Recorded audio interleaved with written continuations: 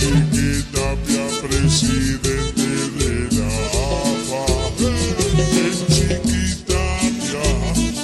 El Chiquitapia, como lo hizo en Barraca, también lo hará en la AFA. Desde el ascenso está llegando lo que AFA está buscando. El pueblo futbolero ya lo aclama. El Chiquitapia, presidente de la AFA. Desde Rosario te saludan tus amigos. Al Chiquitapia, el presidente más querido. El